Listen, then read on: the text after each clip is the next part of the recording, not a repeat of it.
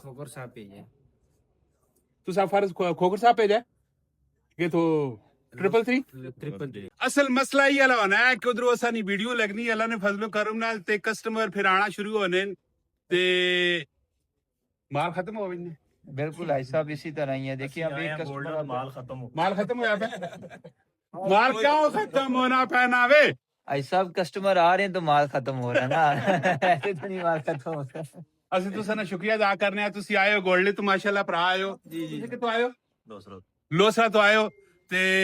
ਕਦੋਂ पे आना शूज़ और माल जी भाई साहब अभी तो ये स्टॉक आ गए हैं और ये तो अब ईद के बाद है। अभी देखिए इसमें दूसरा आर्टिकल मिल जाएंगे, काफी सारे और भी आर्टिकल और भी बहुत सारी चीज़ें ना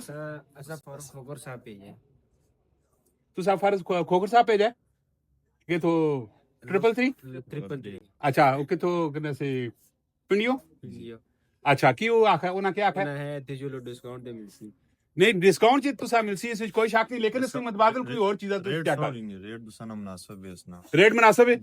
रेट ऑलरेडी ऐसा नहीं मुनासिब पता है क्या है बिल्डिंग ऐसा नहीं अपनी किराया है कोई भी नहीं सोलर लगा पे बिजली ना बिल है कोई भी नहीं सारे बेनिफिट ऐसे देने पैने पब्लिक का ते फर्क भाई ना भी असं शुक्रिया अदा करने माशाल्लाह और पहली भी टीम आई है और इथों उन्होंने कपड़े शपड़े गए नो तुसी भी आए हो असं तुसा भी शुक्रिया अदा करने माशाल्लाह जी तुसी आओ चीज़ा तुसा मिल वन सर रेट मुनासिब रेट च मिल सन मुतबादल चीज़ा भी मिल वन ये कोई ऐसी गल नहीं है ते आड़ा किथे वे वैसे पीरियड शॉपिंग मॉल मालाकन स्टॉप में GT road walk and limousine वाले अड्डे 28वें रमजान है मेरे सोने रब ने हुक्म है कुरानदाजी भी उसी कमों पे 5 लाख रुपए ने इनामात ने जिसने उम्र ने टिकट ने मोटरसाइकिल ने वाशिंग मशीन ने LED वे हो सकना है वो खुश नसीब आप हो।